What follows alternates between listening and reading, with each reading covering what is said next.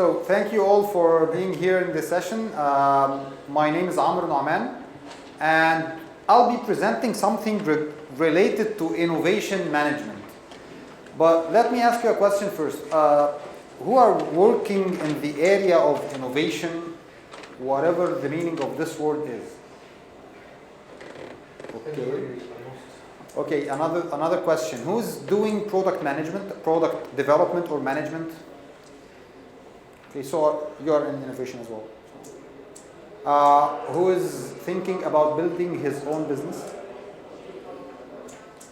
Okay, great. Now, actually, I'll start with this board. There is a problem in innovation management which can be attributed to two factors. First of all, we need to collaborate about ideas.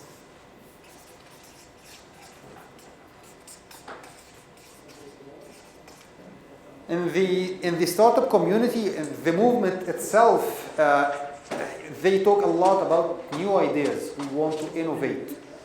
So this kind of talking is apt to go and go and go with no concrete result. So we spend so much time and waste so much time in this area. The other one is that how are we going to assess validity of business? In other words, are we heading towards a stable business model? Will this work? Will this idea make sense? So actually, these are the two main themes of this talk. How are we going to collaborate and talk about our ideas? And the other thing is that I'll leave you with an assessment model for how these ideas work or doesn't work. Does it worth the money invested in it or not? Let us talk about this. One thing about myself, this is a lot about myself, but I'm in Agile since 2005, and I've recently published my first book, Refactoring to Clean Code, and I'm on the program team of the Agile conference, which is the biggest conference in the world since 2017. But one story related to the lean startups community. I'm from Egypt, my company here in Dubai, but I'm located in Cairo, Egypt. So in 2011, there was a team doing lean startups, incubated in one of the famous incubation centers there, and I have coached them for about 6 months on how to do product development. So 2 years I met this guy, this poor guy, and told him, Hisham, what did you do? He told me, we failed miserably. And what did your friend do? He was the owner of the idea. He should be feeling very bad about that. He told me, no, yeah, he has opened his own supermarket, and he's feeling very happy about that because he was relieved from both the risk, pressure, and stress that he has been passing through. So anyways, the agenda of this day is that, okay, we have two very small introductions. The first one about the lean startup itself. What is the lean startups community or movement? What are the basic concepts behind lean startups? And another 10-minute introduction about the lean canvas, the thing that you are going to work on. Okay, guys, if you want to have a good sleep after lunch, you have an opportunity of 20 minutes. After that, we'll start working. Okay? Now, something about traditional stages in startup management. This is a very widely known model. It's something like the waterfall model in software, which never worked. But it's something like that. You have an idea, do some kind of market research, a lot of studying, then come out with a business plan and have some kind of a fund for this business plan. In a very short time, you have to prove that you have done product development and your product is ready. After that, you start looking for investors, right? What's the problem with this model? Actually, Deming said that we are being drained by the best efforts of people who are doing the wrong thing. What's the wrong thing about that? Let me jump to this first.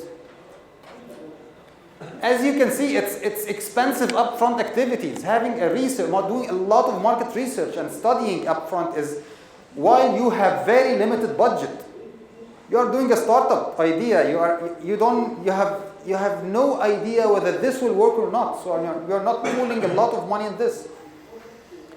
The other thing is that you came out with a business plan, which is a group of unverified hypotheses. Who knows? This business plan, although it rests upon a set of research and studying, a lot of studying, but who knows? It's still a list of hypotheses. So, if you know that 66% of those who succeed drastically change their original plans. This is statistics. This is from the startup community. They said that, okay, we find that most probably the successful idea that you will come out with is not your original idea. So in this case, what's the value of this business plan? It's useless as long as we are taking into consideration the final product. This is just a kickoff starter idea about this.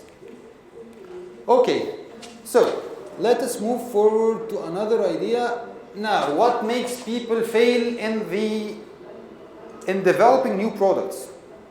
Actually, these are the set of hypotheses that if your product failed, most probably in 99% of the cases, it will fail because you have believed in one of these hypotheses. First, my product is needed. Of course, everyone feel like his idea is very good. Yes, it is unique. Everyone needs it. The other thing is that the customer is willing to pay, and they will pay for it. I'll give it them for free for maybe 2 or 3 years, but after that they will pay for it. The last thing in the value hypothesis, the customer is willing to buy from me. So I'll be providing this, and the customer has no problem to buy it from me, not from someone else. The other thing is that I can reach the customer community. This is the reach hypothesis. I can reach those people who really need my product. And the other thing is that, okay, I have everything set that my customer community will grow. Probably in a viral pattern or something like that. People will tell each other about my product and I'll be very famous. So this is another hypothesis. And finally, I have the ability, the capability to build it. I have the technical capability to build this product. So these are the set of hypotheses that more or less contribute to the failure of most of the startups that I have gone through or have seen. They just messed with one of these and deal with it as a fact. Okay, I'll not dig deep into this because the time limit that I have. Now, if these hypotheses should be verified, of course, this kind of setup will not work because all of the hypotheses that you have are buried in this business plan, and you don't have an operational model to help you verify these hypotheses. This is why in the Agile startup movement, they have changed this and they have used rather this startup cycle, which is very famous right now. First, you start with an idea and you develop or build some kind of a product. This product doesn't need to be a full product. The product is meant to verify the idea, whether it is a good idea or not. It's an MVP-like something, not a prototype. A prototype is something which is good, but it's not meant to take the review of the end user rather than to verify a hypothesis. I'll give an example of that right now. And then we'll measure something to come up with data. Then we reason about this data to learn about the idea, whether the idea is good or bad. Okay, so the idea of minimum viable product. Actually, what we do here is that we build not a product, but rather a minimum viable product. And the minimum viable product is, let me talk about this first, is good enough, not perfect, takes less than an iteration to build. An iteration is something like 1 or 2 weeks. Even in mature teams, they build several minimum viable products even during the week to verify more ideas. And the objective is to test hypotheses and optimize product features. Now, our end objective here is to spin at your maximum speed.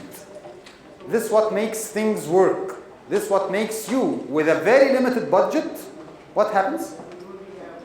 Verify all the hypotheses that you have.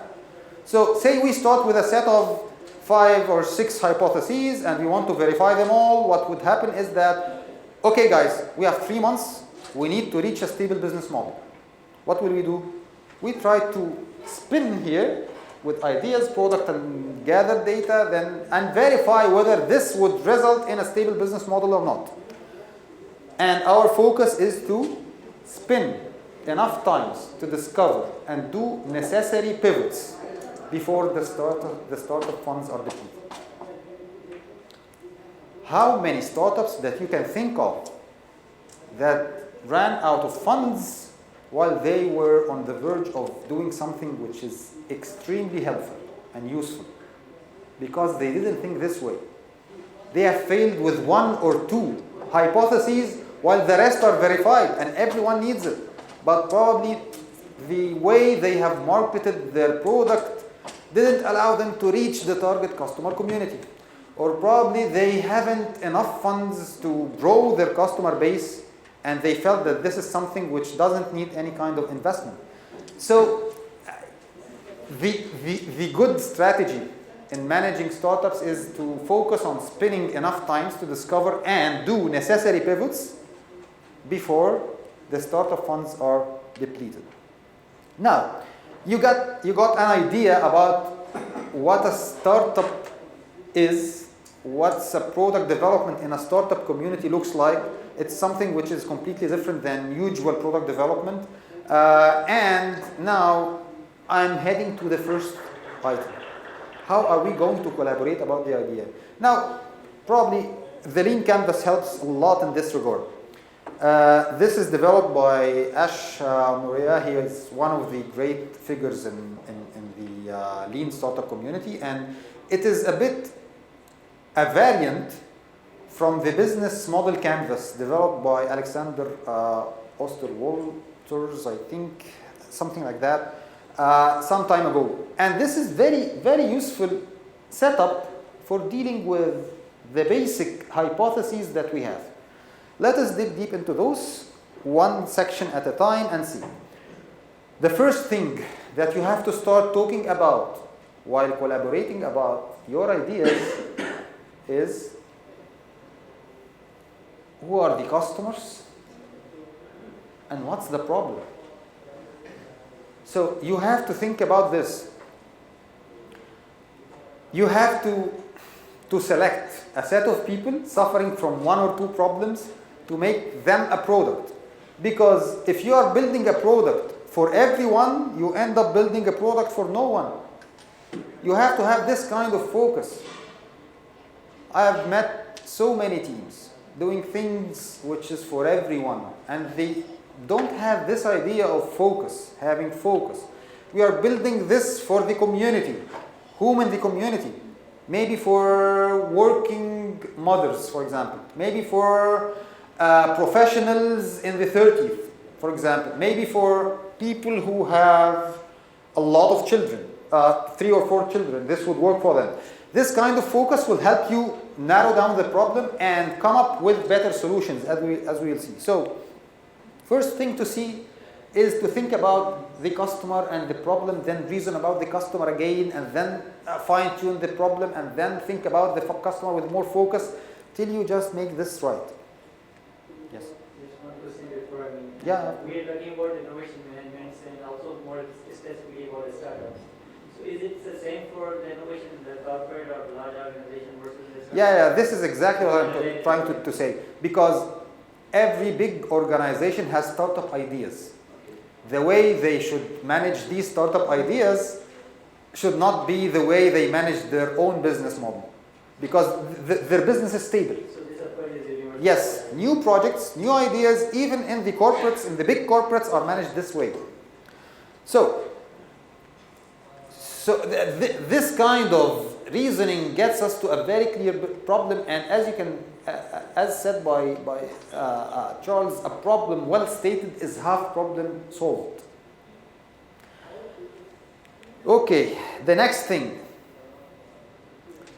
What's the value proposition out of this product? You are solving a problem. Okay, how are you going to convince your customer about the value that they are getting back from this product? Now, let me give you an example.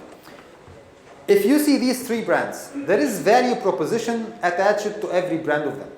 BMW, performance and speed excellence. You are the driver, you have power. So this is completely different than Mercedes. Elegance. You have a driver who drives you the way, but you are... Yes, the last thing is Volvo. Safety. Can you see this? This is how Volvo marketed for its products at the beginning, and they still keep it. What's unique about that? The driver's seat is unaffected. Yes, the drivers, his children, are unaffected, although this is a very bad accident, I think. Yeah. This is why in the recent ads, they focus on the parents and tell them, okay, if you care about the safety of your children, buy a Volvo. So actually, the safety features in Volvo is available in BMW and in Mercedes. But it's a kind of the positioning that you are, the reputation, the positioning that you are placing your product in. Yes, and this drives you again to the focus on solutions. So if you know the value proposition that you are positioning yourself in, this will guide you about the top 3 features that you are going to implement in the first release. So in this case, I'll have a very good idea if this is the customer suffering from this problem and this unique value proposition would be appealing for him. So what would be the top 3 features in my solution? Can you get this idea that you don't think in the features up front? What happens typically is that people have features. Okay, this would be a good product. It happens the other way around. Okay, after thinking about the top 3 features, let me ask you this question. What's the first obstacle to success in startup management? What do you think the first greatest problem? Acceptance, user acceptance, funds? No. Funds would be a common answer, but not the correct answer. The belief that this is the right product. Yes, thank you. Falling in love with your solution. Guys,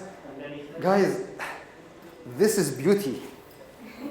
This is a very good product. Can you see how elegant it is? You can, right? Of course. Do you also see how elegant? Feeling that this product is very good because you love it. It's one of my children. I have 3 children and this product. People feel in love, and although they can see that it's not working, but they still persist and push towards it getting accepted, although it's not. So don't mix. Your solution is not your product. Your solution is one proposition for your product, and defer your final solution or product and think MVP. So we are engaging in a series of experiments that would get us to some product. What would be this product? I have an idea right now, but it may turn out to be something completely different. Now, we have thought about the customer and their problems, thought about the value proposition, thought about the solution that we are going to fulfill this value proposition through, And then how are you going to reach your customers? These are the channels. Path to customers. How are you going to reach out for customers? Then, the important stuff. Or actually, all of this is important, but actually this is one of the things that we have to think about, even at the beginning. What's your cost structure, and how much are you going to get? What's your revenue streams? Costs. How are you going to, what kind of wells that you are going to pool your money in? So you have to have a great idea about what costs you in this product. And you also, starting day one, you should know how are you going to make value out of this product. Then, key metrics. Now I know more or less 70% or 80% about my first plan for the next 2 weeks. What would be the key metrics that would tell me whether I'm going to produce something valuable or not? And here we have to say that there is a lot of metrics that you can focus on. But at any point of time, there has to be one key metric that gets you the idea. I'm heading towards the right direction, or I'm not doing anything valuable. Okay? The last thing is the unfair advantage.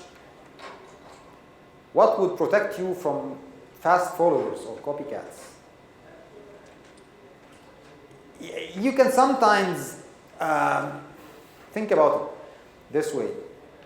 The most useful products on earth, you can classify them as fast followers, not original ideas. And it's also, in other contexts, they call it the competitive advantage or barrier to entry. It's something that cannot be copied in an easy way. So as you can see, this can be a protector for you when you achieve your excellence and be the product in the market. What would help you sustain and help you expand while there is a lot of other people waiting for this moment to copy your product and just deliver it. What about copyright? Okay. You can make something similar indirectly. Yeah. Facebook had before, I don't remember the name, but the first who came up with Facebook idea was another. Yeah, there was another two guys in the same university actually. But it wasn't that successful, even if it was exactly the same idea. And then Facebook came up and they were very popular. It's not copyright or something, but they took the same idea.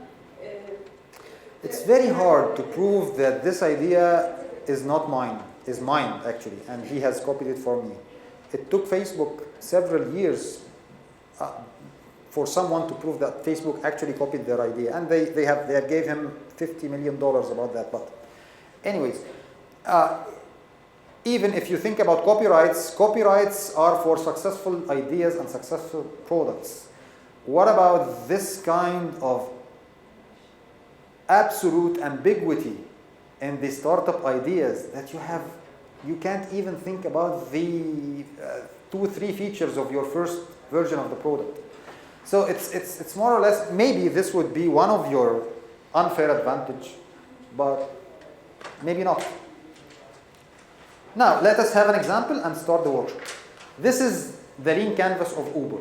Of course, this is an example. Of course, Uber, when it first started, it wasn't that like, but this is just an example trying to depict how Uber can be put into the lean canvas. So, who's the customers? Riders and drivers. What kind of problems they are suffering from? Taxis are not safe. So much wait time. Very low quality cars. What would be their value proposition? Connecting high quality car owners who are looking for extra income with people who want fast and quality rides. What's the solution? This is the moment that I will describe Uber.com or Uber application on the mobile phone. I need a search for and request a taxi online. I want to pay by credit card. I want to evaluate and review drivers. So these are the 3 top features, more or less. And what are the channels? Social media ads, outbound marketing campaigns. So how are you going to measure your success? We have the famous R model: acquisition, activation, retention, referral, and revenue, but you'll only choose one of them at any point of time. And then what's your revenue stream? Product development. The cost structure is product development, marketing, and maintenance and operations running costs. The revenue stream is simply commissions on rights. The unfair advantage, trust in the brand. Okay, I have so many competitors to Uber, but I would still request Uber. Why? Okay, guys, this is a brand. This is something big. They know how they select their cars. They have a standard. All of this is not verified, but it's perceived by me. Safety feeling attached to the brand. So these are the kind of things that we are working on. Okay, now, what you'll do right now is, in teams, probably, guys, you have to join one of these teams. We have 4 teams here. You have sticky notes. You have everything.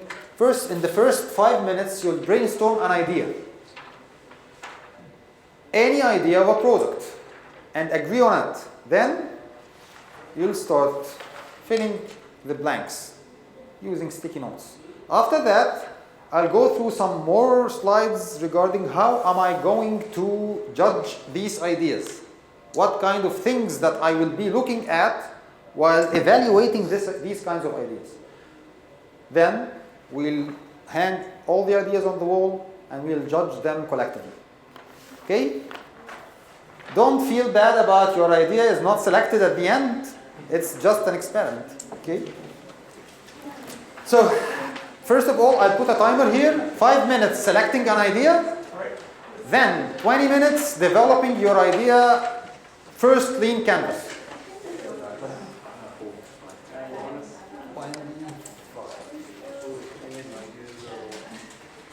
Minutes.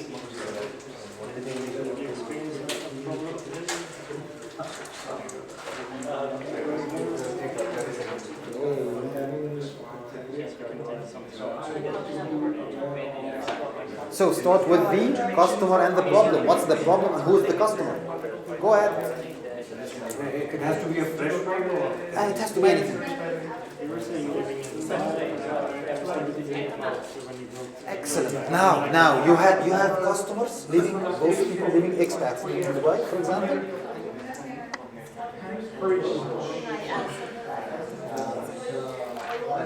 These are solutions. The idea is simply put like this.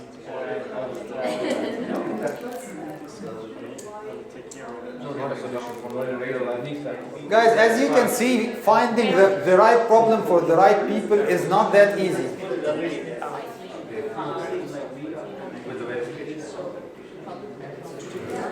Easy identification. They want the platform. Guys, may I have your attention, please? So that would be our 2 more ideas I'll tell you about just to complete the picture. There are 2 things that I have postponed telling you about. The first one is the existing alternatives and the early adopters. While you are thinking about the problems, it's useful to think about how people are finding or figuring their ways out currently, even in an ineffective or inefficient way. What's the existing alternative? And there is one. There is an existing alternative for people to do. So just figure out what are the existing alternatives. This will help you make a decision. Will people leave these alternatives and come to me or not? It's better to reason about it this way. Sorry? Okay. The other thing is the early adopters. Out of this customer segment, you need to have someone who is willing to help you throughout your way. Someone from this community, from this customer segment, who are willing really to help you. Because if you have an idea and want to verify it, okay, I'll take my own opinion, and I'm one of these people who are suffering from the problem, but actually you are the product owner. You are the one who have came out with the idea, and you feel you have fallen in love with your solution. You need someone to tell you, and probably you need more than one. The early adopters are people who can help you, who can use the application, who are easy about bugs. They have no problem working with the application, even if it is buggy or in an early stage. So these people are very, very helpful in product development. More of an Sometimes it's called a focus group. Typically, they are just a sample from your customer segment. Okay, guys, we are all only left with 24 seconds. What you'll do after that is that you'll pitch your idea. So start telling us a story about your startup. What was the problem of which customer who are suffering this way, and what was the value proposition for you, and how are you going to reach these customers with this very minimal product, and tell us the story. Okay? Every team will get to do that in 40 seconds. Okay? Yalla, first team. Who's ready? Yalla. Okay, now stand up. What you'll do is that you'll stand up and just hold it for you. Nobody will be able to read anything. Okay, because no problem. It's not intended to be read. It's intended to be a reminder for you to tell your story. So just stand up, and someone holds it in his hand, and the other one just tells the story. So already is guys. mainly It's the for 30 seconds. like our early adopters are expats with infants or small children. When you go to a clinic or see a doctor, you get a lot of insurance paper you need to fill out. You need to send them. They will complain about something. You need to get back to the doctor. You need to have more, and then finally you will get the payment from the insurance company. Our idea is to have an app, and you just pay a monthly fee, and you get rid of all the admin work. Thank you. Next. Now our application is basically Health Paul. Basically it's meant for those segment which are having health issues, and they want to keep a close watch on their health all the time. And the main part of this application is that it will be directly connected with certain doctors who will be on the panel of this particular application. So whenever something is going wrong, an alert will reach to that particular doctor, so he can go and suggest that particular patient that, okay, something is going on, you are supposed to take preventive measures or checks on your health. So these kind of things will be managed from this application. Thank you. Next one. Perfect. So we have this idea for a community app for mainly people interested in sports. So you can go and arrange some sort of event, like you go cycling, go to gym, something, and meet up with other like-minded people. Go exercise your thing.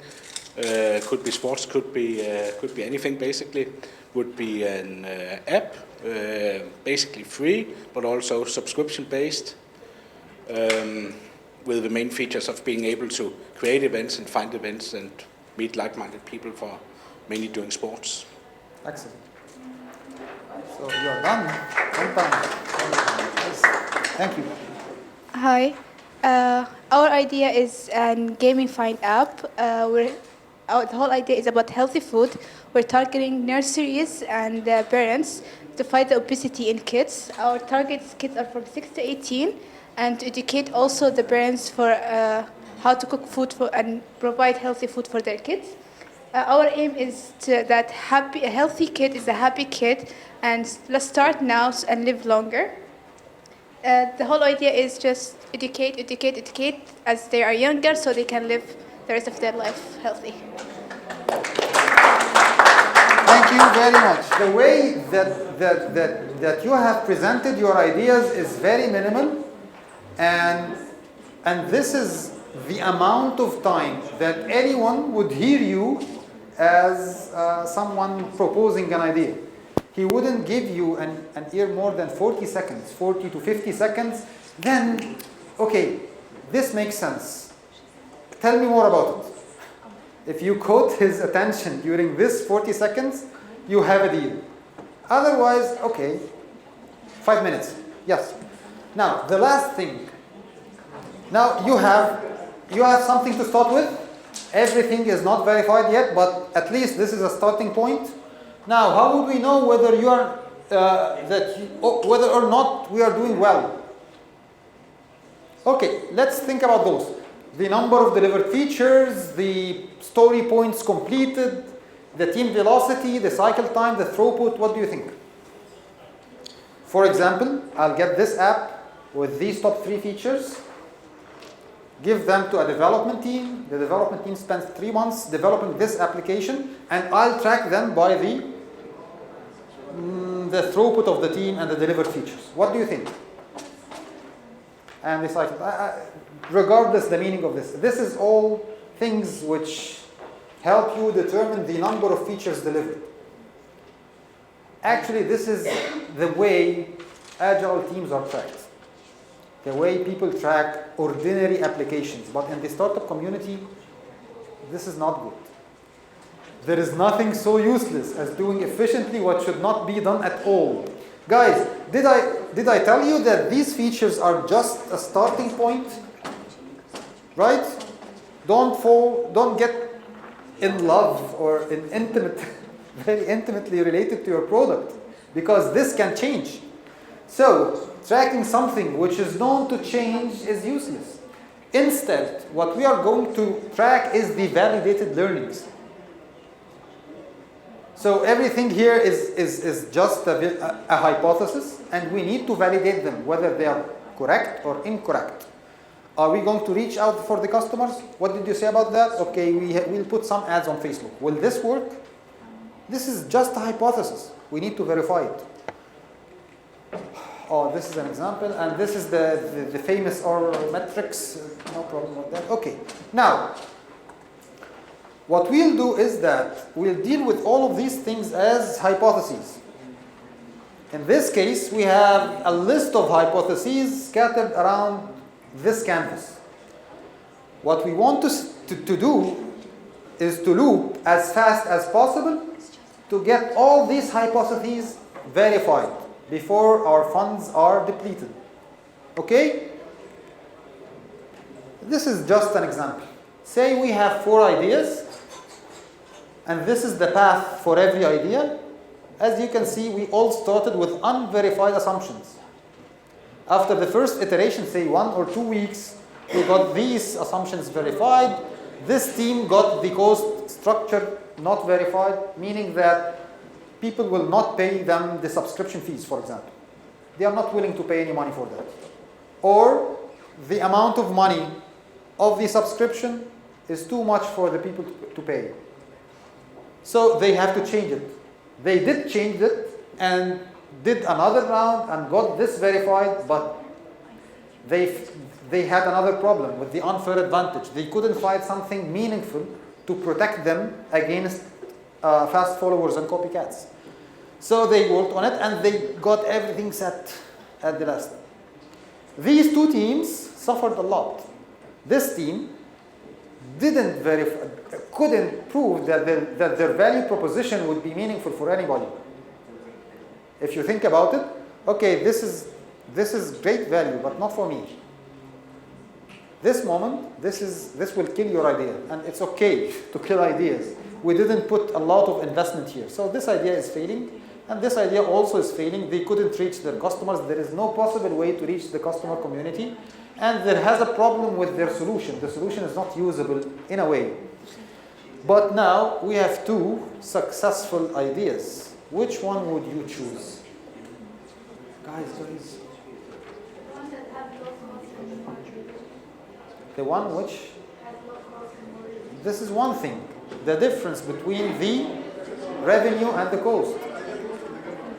Actually, there are three things that any investor looks at: the traction, how big your customer base is, the difference, the profit margin, and finally the unfair advantage and the market size. It's not the brilliance of your solution. Guys, people don't think a bit about your solution. They are not attached to it. They are only attached to the traction, the market size, and the profit. Okay? The last thing that we should do right now is to calculate this with every one of your products and do this kind of an arbitration towards the biggest idea. I'm afraid, can we take an extra 5 minutes? We have a break now? Yeah. We need only 5 minutes. No, it's fine. Okay, now let's put all these on wall, and every one of you, I have the stick. Stick them with me. Just help me, guys.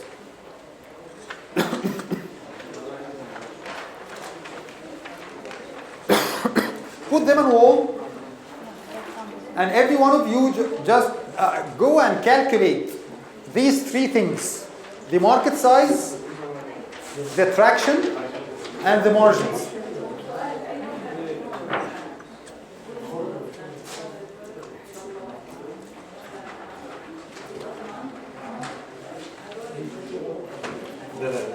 ايوه بص هيعيش اكتر معناه ان هو السولوشن is fitting but the traction is 100,000. So this is not that good. If my market size is 5 million and the traction is 2-3 million, this is okay. Okay, so probably after 6 months from now you have a product, not that featureful product, but it is a product, and also, yeah, it is really getting you revenue. Okay, so Thank you. Thank you. you're welcome. At least this allows us to sleep after lunch. Thank you guys for these brilliant ideas. I'll take these and sell them myself.